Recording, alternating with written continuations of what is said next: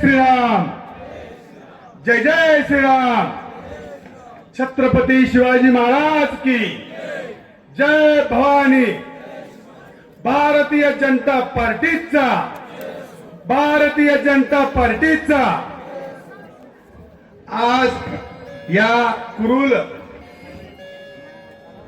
नगरीमध्ये जिल्हा परिषद पंचायत समितीच्या सार्वत्रिक निवडणुकीच्या अनुषंगाने या ठिकाणी आपल्या जिल्ह्याचे धडाडीचे कणखर असे पालकमंत्री, ग्रामविकास मंत्री माननीय जयकुमार भाऊ गोरे साहेब, तसेच सोलापूर जिल्ह्यातील एक वेगळं व्यक्तिमत्व ज्यांना परमनंट आमदार असं संबोधलं असे सहकार परिषदेचे अध्यक्ष, राज्यमंत्री दर्जा, आपल्या सर्वांचे नेते राजन मालक, या तालुक्याच्या विकासामध्ये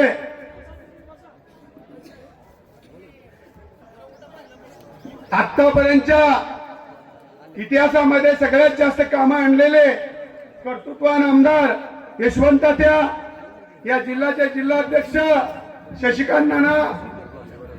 एक विनंती आहे, फक्त पुढे थांबलेले पुरुष बांधव आपणास कळकळीची विनंती वजा सूचना मान राखावा। भरपूर महिला भगिनी येत आहेत, तिथल्या सगळ्याच खुर्च्या काढायच्यात आपल्याला। कृपया सगळ्याच खुर्च्या काढून घ्या आणि पुढे फक्त महिला भगिनी बसून घेतील। कृपया आपणास विनंती वजा सूचना आहे, या सूचनेचे आपण पालन करावं।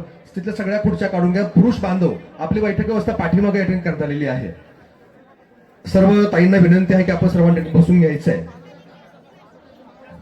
कृपया सर्व पुरुष बांधवांना विनंती आहे की आपली बैठक व्यवस्था पाठीमागे भरपूर जागा शिल्लक आहे, आपण त्या ठिकाणी बसून घ्या।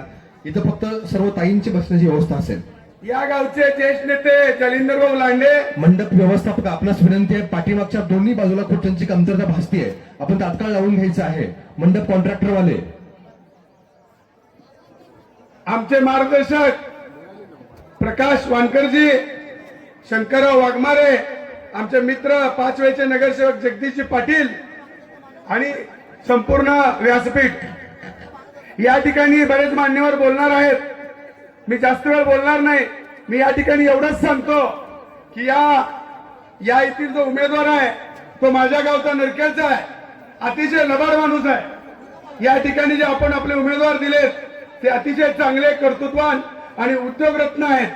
त्यामुळे येणाऱ्या आपल्या जिल्हा परिषद गटामधील विकासाची गंगा जर घराघरात पोचवायची असेल तर माननीय जयाभाऊ आणि आपल्या तालुक्याचे माजी आमदार राजन मालक यांचे मार्गदर्शनाखाली हा विकास करण्यासाठी सचिन दादा आणि खालील दोन पंचायत समितीचे उमेदवार आपल्याला निवडून द्यायचे।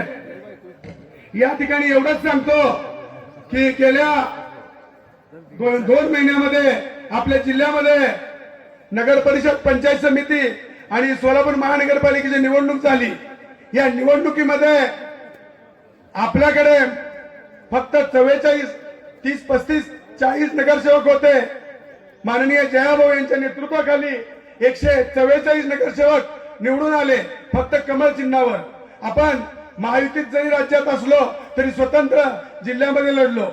नंतर सोलापूर महानगरपालिकेच्या इतिहासात आतापर्यंत 102 पैकी 87 नगरसेवक कधीही निवडून आले नाहीत। हे सर्व आदरणीय पालकमंत्री यांच्या नेतृत्वाखाली झालं। आणि ज्या जिल्हा परिषद, पंचायत समितीच्या निवडणुकीला आपण सामोरं जात आहे, हे खातं जे ग्रामविकास खात्याच्या अंतर्गत येतं, ह्या खात्याच्या अंतर्गत जन्मापासून मृत्यूपर्यंत सर्व योजना हे आपल्या महाराष्ट्रामध्ये जयाभाऊच्या नेतृत्वाखाली जातात। जयाभाऊ हे असं नेतृत्व आहे की आपल्या राज्याचे धडाडीचे मुख्यमंत्री देवेंद्र भाऊ यांच्या अतिशय निकटवर्ती आहे। त्यामुळं आपण येणाऱ्या जिल्हा परिषदेला या ठिकाणून आपले उमेदवार निवडून दिले पाहिजेत, कारण जयाभाऊ हा अतिशय कणखर आणि भक्कम असा नेता आहे। आणि आपल्या तालुक्यात सुद्धा नेतृत्वाच्या बाबतीत जर विचार केला तर आपल्याही तालुक्यातलं नेतृत्व आदरणीय मालक हे कणखर आहेत, त्यांच्याकडे कुठलंही नेतृत्व नाही। त्यांच्यात आत्ताच निवडणुकीमध्ये भांडणं सुरू आहेत, कुणी नेतृत्व करायचं, पुढची आमदारकी कुणी लढायची, तसं आपल्याकडे नाही. आपला सुद्धा एकच नेत्याच्या नेतृत्वाखाली ही निवडणूक होते, ते म्हणजे राजन मालक. आणि राजन मालकाच्या बाबतीत मी जास्त सांगण्याची तुम्हाला आवश्यकता नाही.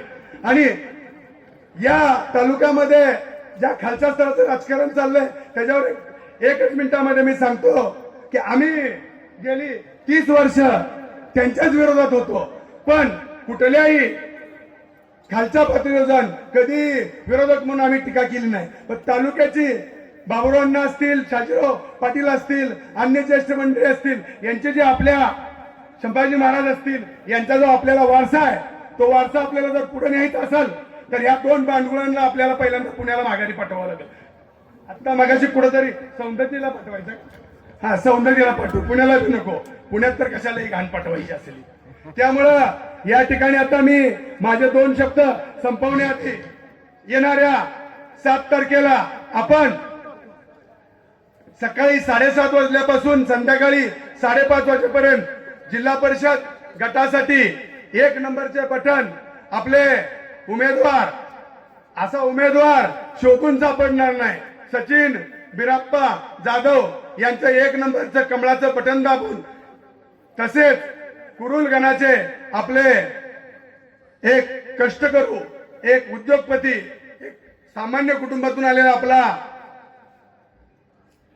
बिरुदेव तुकाराम मोठे यांचं 2 नंबरचं कमळाचं बटन, तसेच पलीकडच्या गोडेश्वर गणातील आपले असलम भाई चौधरी यांचं 1 नंबरचं कमळाचं बटन दाबून प्रचंड बहुमताने विजयी करा, किंवा विजयी झाले तसं मी डिक्लेअर करतो आणि माझे 2 शब्द या ठिकाणी संपवतो. संयोजकांनी मला बोलण्याची संधी दिली त्याबद्दल आभार व्यक्त करतो. जय हिंद, जय महाराष्ट्र, जय शिवराय, जय अहिल्या, जय भीम.